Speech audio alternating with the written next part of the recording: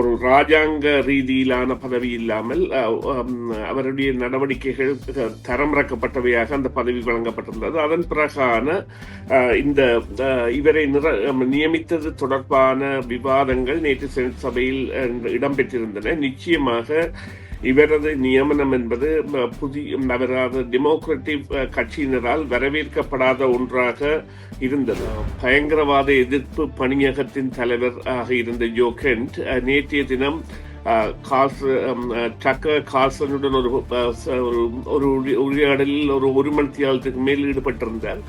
அதன் பொழுது அவர் தெரிவிக்கின்ற கருத்துக்கள் என்பன மக்களுக்கு பொய்யான தகவல்கள் அல்லது மக்கள் திசை திருப்பப்படுகின்ற வகையிலான தகவல்களை வழங்குவதில் இந்த டொனால்ட் ட்ரம்ப் அவர்களும் அவருடைய அதிகாரிகளும் ஈடுபட்டிருக்கின்றார்கள் என்றும், அதாவது ஏவுகணை தாக்குதல்கள் மற்றும் ஆளில்லா விமானங்களின் தாக்குதல்கள் மூலம் இந்த மக்கள், அதாவது வளைகுடா நாடுகளில் உள்ள மக்கள் மற்றும் கட்டமைப்புகள் மீதான தாக்குதலை ஈரான் நிறுத்த வேண்டும் என்பதோடு ஐக்கிய நாடுகள் அவையின் பாதுகாப்பு சபை என்பதை இந்த விவகாரத்தில் ஒரு அதாவது போர் நிறுத்தம் ஒன்றிற்கு வழி வகுக்க வேண்டும் என்று பெற்றிருக்கிறார்கள். அதை போர் நிறுத்தம் என்று அவர்கள் சொல்வதை விடுத்து அதாவது இந்த பாதுகாப்பு சபை கூடி இந்த போரை முடிவுக்கு கொண்டு வருவதற்கான ஒரு வழியை உடனடியாக ஏற்படுத்த வேண்டும் என்று ஈரானிற்கான கண்டன குரலாக வந்திருக்கின்றது.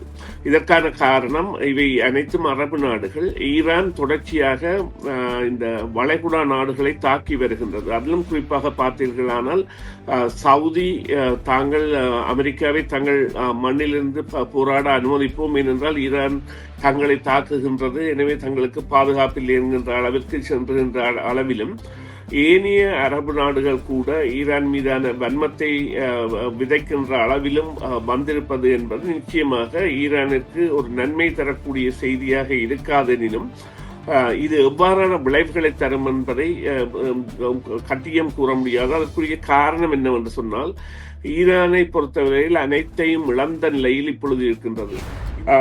இந்த செய்தி ஊடகங்கள் மீதான வன்மமான தாக்குதல்கள் அல்லது கண்டனங்கள் வெளியிடுவதில் எவ்வாறு பாதுகாப்புத்துறை செயலர் ஈடுபடுகின்றாரோ அதே அளவான ஒரு பங்கை இவர் வகித்திருந்த முன்னைய நாள் சம்பவங்கள் கூட தற்பொழுது இதில் பேசு பொருளாகி இருக்கின்றன.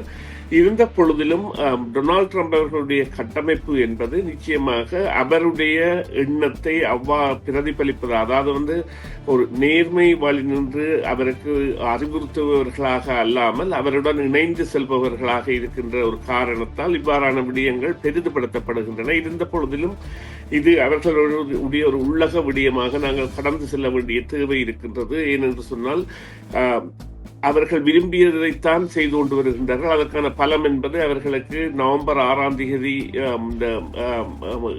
தேர்தல் இடம்பெறும் வரை இருக்கும் செனட் சபையில் என்பதில் எந்தவித ஐயமும் இல்லை. வைஸ் பிரசிடென்டாக இருக்கிறவராக இருக்கட்டும் அல்லது பாதுகாப்பு ராஜாங்க செயலாளராக இருக்கின்றவராக இருக்கட்டும், அவர்கள் கூட அதாவது டொனால்ட் ட்ரம்ப் அவர்களின் கருத்துக்கு ஆதரவான கருத்து மாத்திரமில்லாமல் அவருடைய பிரச்சார பிறங்கிகளாக செயற்படுகின்ற அல்லது அவர் விரும்பாத ஊடகங்களை விரும்பாதவர்களாக மாறி வருகின்ற தன்மை என்பது அங்கே ஒரு பொய்த்தன்மை இருக்கின்றது என்பதை காட்டுகின்றது.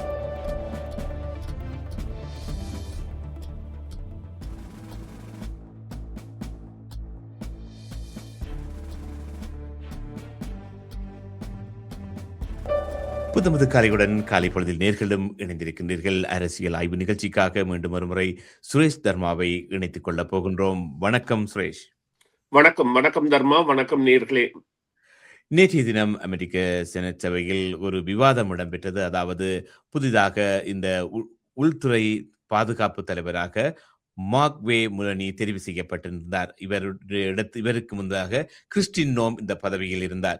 இவருடைய பதவி தொடர்பாக பல விவாதங்கள் இந்த செனட் சபையில் நேற்று இடம்பெற்றது. ஏனென்று சொன்னால், இந்த மார்க் முலின் அமெரிக்க ஜனாதிபதியின் ஒரு நெருங்கிய சகா என்பதாலும் இவர் ஏற்கனவே 2017 நடந்த ஒரு தாக்குதல் சம்பவங்களில் ராண்டி போல் இவருடன் முரண்பட்ட விடயங்களும் நேற்று செனட் சபையில் பலவதாக விவாதிக்கப்பட்டன.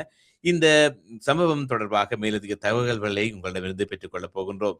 இது தொடர்பாக உங்களுக்கு தெரிந்த தகவல்களை இப்பொழுது பரிமாறிக்கொள்ள முடியுமா?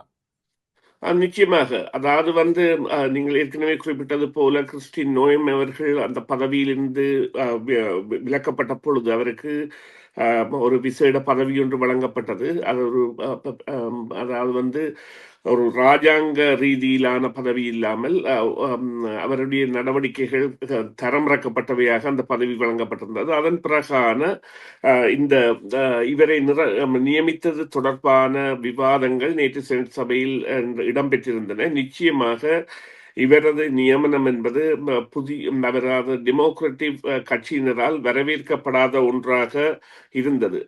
இருந்த பொழுதிலும் அது இந்த விவகாரம் என்பது தொடர்ந்து செல்கின்றது. இப்பொழுது இருக்கின்ற விவகாரம் என்னவென்று சொன்னால், டொனால்ட் ட்ரம்ப் அவர்கள் தனது ராஜாங்க அல்லது அந்த கேபினெட் போஸ்ட் எனப்படுகின்ற பதவிகளுக்கு தெரிவு செய்யப்படுபவர்களின் நடவடிக்கைகள் என்பன சில வேளைகளில் ஐயங்கள் தருபவைகளாகவும் அல்லது அவை அவர்கள் அதாவது அந்த கோயாபல்ஸ் எனப்படுகின்ற எவ்வாறு ஹிட்லருடைய காலத்தில் ஒரு பிரச்சாரத்துக்காக இருந்த ஒரு மந்திரி அந்த பொய்யான பிரச்சாரங்களை முன்னெடுத்து சென்றாரோ அவ்வாறான நடவடிக்கைகளை மேற்கொள்வர்களாகவும் இருப்பதனால் அது மக்களின் அதிக கவனத்தை பெறுகின்றது. குறிப்பாக பார்த்தீர்களானால் இந்த செய்தி ஊடகங்கள் மீதான ஆம், வன்மமான தாக்குதல்கள் அல்லது கண்டனங்கள் வெளியிடுவதில் எவ்வாறு பாதுகாப்புத்துறை செயலர் ஈடுபடுகின்றாரோ அதே அளவான ஒரு பங்கை இவர் வகித்திருந்த முன்னைய நாள் சம்பவங்கள் கூட தற்பொழுது இதில் பேசு பொருளாகி இருக்கின்றன. இருந்த பொழுதிலும் டொனால்ட் ட்ரம்ப் அவர்களுடைய கட்டமைப்பு என்பது நிச்சயமாக அவருடைய எண்ணத்தை பிரதிபலிப்பது. அதாவது வந்து ஒரு நேர்மை வழி நின்று அவருக்கு அறிவுறுத்துபவர்களாக அல்லாமல் அவருடன் இணைந்து செல்பவர்களாக இருக்கின்ற ஒரு காரணத்தால் இவ்வாறான விடயங்கள் பெரிதுபடுத்தப்படுகின்றன. இருந்த பொழுதிலும் இது அவர்களுடைய ஒரு உள்ளக விடயமாக நாங்கள் கடந்து செல்ல வேண்டிய தேவை இருக்கின்றது. ஏனென்று சொன்னால் அவர்கள் விரும்பியதைத்தான் செய்து கொண்டு வருகின்றார்கள். அதற்கான பலம் என்பது அவர்களுக்கு நவம்பர் 6ஆம் தேதி இந்த தேர்தல் இடம்பெறும் வரை இருக்கும் செனட் சபையில் என்பதில் எந்தவித ஐயமும் இல்லை. பொதுவாகவே உங்கள் கருத்துக்களுடன் வைத்து பார்க்கின்ற பொழுது, இந்த உள்நாட்டு பாதுகாப்பு போன்ற முக்கிய துறைகளில் கட்சி தகராறு அதிகரித்தால், அது அமெரிக்காவின் தேசிய பாதுகாப்பில் என்ன தாக்கத்தை ஏற்படுத்தும் என்று நீங்கள் நினைக்கின்றீர்கள்? இல்லை. அதாவது வந்து அமெரிக்கா பயணிக்கின்ற பாதை என்பது அவர்கள் விரும்பி ஏற்று பயணிக்கின்ற பாதையா என்கின்ற ஒரு கேள்வி இப்பொழுது அதாவது பலமாக எழுப்பப்பட்டுள்ளது. இப்பொழுது அதாவது நேற்றுக்கு முந்தைய தினம் ராஜினாமா செய்த இந்த பயங்கரவாத எதிர்ப்பு பணியகத்தின் தலைவர் ஆக இருந்த ஜோ கென்ட் நேற்றைய தினம் டக்கர் கார்ல்சனுடன் ஒரு ஒரு உரையாடலில் ஒரு மணித்தியாலத்துக்கு மேல் ஈடுபட்டிருந்தார். அதன் பொழுது அவர் தெரிவிக்கின்ற கருத்துக்கள் என்பன மக்களுக்கு பொய்யான தகவல்கள் அல்லது மக்கள் திசை திருப்பப்படுகின்ற வகையிலான தகவல்களை வழங்குவதில் இந்த டொனால்ட் ட்ரம்ப் அவர்களும் அவருடைய அதிகாரிகளும் ஈடுபட்டிருக்கின்றார்கள் என்றும் உண்மை தொடர்பான செய்திகள் மக்களை சென்றடைவது இல்லை என்கின்ற செய்தியையும் அவர் தெளிவாக கூறியிருக்கின்றார். இது இவ்வாறான அதிகாரிகள் அல்லது இவ்வாறான டொனால்ட் ட்ரம்புடன் இணைந்து பணியாற்றுபவர்கள் தொடர்ச்சியாக இவ்வாறான வழியில் செல்லப் போகின்றார்கள் என்று குறிப்பாக பார்த்தீர்களானால் இப்போ அது அது வந்து அது வைஸ் பிரசிடென்டாக இருக்கிறவராக இருக்கட்டும் அல்லது பாதுகாப்பு ராஜாங்க செயலாளராக இருக்கின்றவராக இருக்கட்டும் அவர்கள் கூட அதாவது வந்து டொனால்ட் ட்ரம்ப் அவர்களின் கருத்துக்கு ஆதரவான கருத்து மாத்திரமில்லாமல் அவருடைய பிரச்சார பிரங்கிகளாக செயற்படுகின்ற அல்லது அவர் விரும்பாத ஊடகங்களை விரும்பாதவர்களாக மாறி வருகின்ற தன்மை என்பது அங்கே ஒரு பொய்த்தன்மை இருக்கின்றது என்பதை காட்டுகின்றது. இது ஒரு ஊடகத்தில் நேற்றைய தினம் ஒரு செய்தியாளர் ஒரு அமெரிக்க பிரஜையை கேட்கின்றார்.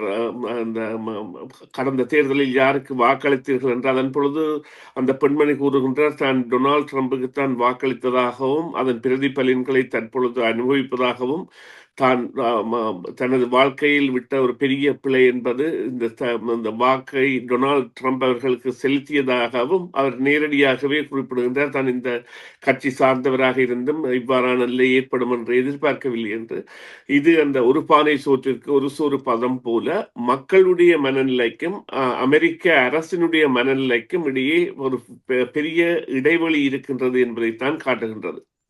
பொதுவாகவே இந்த தொடர்ந்து கொண்டிருக்கின்ற இந்த ஈரான், அமெரிக்க, இஸ்ரேல் போரில் இப்பொழுது புதிய திருப்பமாக இந்த அரபு நாடுகளின் வெளியுறவு அமைச்சர்கள் 12 அரபு இஸ்லாமிய நாடுகளின் வெளியுறவு அமைச்சர்கள் ஒரு கோரிக்கையை விடுத்திருக்கின்றார்கள். அதாவது ஈரான் உடனடியாக இந்த போரை நிறுத்த வேண்டும், சர்வதேச சட்டங்களுக்கு அடிபணிய வேண்டும் என்று தெரிவித்து இருக்கின்றார்கள். இது தொடர்பாக உங்களுடைய கருத்து எப்படி இருக்கின்றது?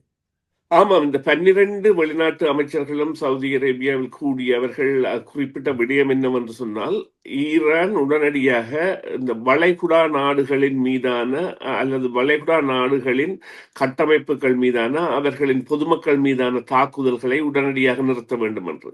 அவர்கள் அதாவது ஈரானை கேட்கவில்லை, அமெரிக்கா இஸ்ரேல் போரை முடிவுக்கு கொண்டு வர வேண்டும் அவ்வாறான விடயத்தை கேட்காமல் அவர்கள் முதல் விடயமாக கேட்பது இதில் உண்மையிலேயே வளைகுடா நாடுகளுடன் பாகிஸ்தான் மற்றது அசர்பைஜான் போன்ற நாடுகளும் கலந்து கொண்டிருக்கின்றன.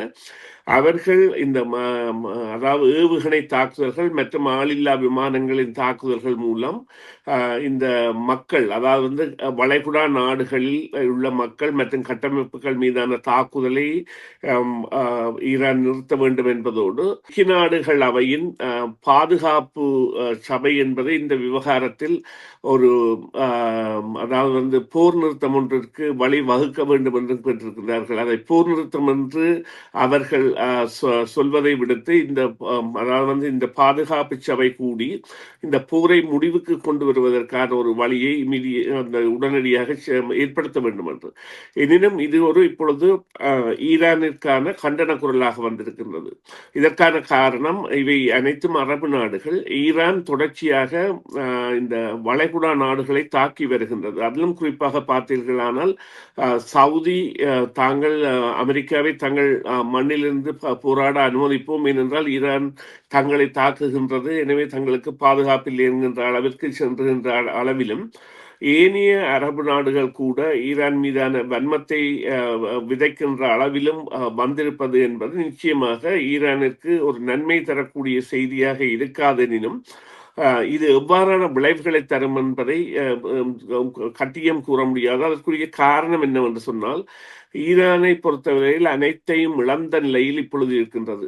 இந்த நிலையில் இருந்து கொண்டு அவர்கள் எதை செய்வார்கள் அல்லது அவர்களிடம் எவ்வளவு கையிருப்பு இருக்கின்றது, எவ்வாறாக இந்த போர் செல்ல போகின்றது என்பது தெரியாத இடத்து சில வேளைகளில் போருக்கான ஒரு போர் நிறுத்தத்திற்கான அழுத்தமாக கூட அவர்கள் இவ்வாறு இந்த வளைகுடா நாடுகள் மீதான தாக்குதலை மேற்கொள்ளலாம். எனினும் இது குறித்த நடவடிக்கைகளை நாங்கள் பொறுத்திருந்துதான் பார்க்க வேண்டும் என்றால், ஈரானின் போரிடும் தன்மை அல்லது அவர்களிடம் கையிருப்பு என்பது அறியப்படாத மர்மமாக இன்று வரை இருக்கின்றது.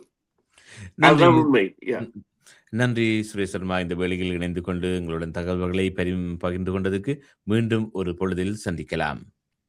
நன்றி தர்மா, நன்றி நேயர்களே, மீண்டும் ஒரு பொழுதில் சந்திப்போம். சிஎம்ஆர் யூடியூப் சேனலில் இணைந்திருக்கும் நேர்கள் அனைவருக்கும் எமது நன்றி. காமெண்ட்ஸ் பகுதியில் உங்கள் கருத்துக்களை தெரிவிக்க தவறாதீர்கள். முக்கிய செய்திகள், காணொளி தொகுப்புகள், நேர்காணல் என பலதரப்பட்ட அம்சங்களையும் உங்களுக்காக தருகின்றது சிஎம்ஆர் யூடியூப் சேனல். சிஎம்ஆர் என்று சர்ச் செய்து எமது யூடியூப் சேனலை சப்ஸ்கிரைப் பண்ணுங்கள். உங்கள் உற்றார் உறவினர் நண்பர்களோடும் இந்த காணொளி தொகுப்புகளை பகிர்ந்து கொள்ளுங்கள். அருகில் இருக்கின்ற முக்கிய காணொளி தொகுப்புகளையும் தவறவிடாமல் பாருங்கள்.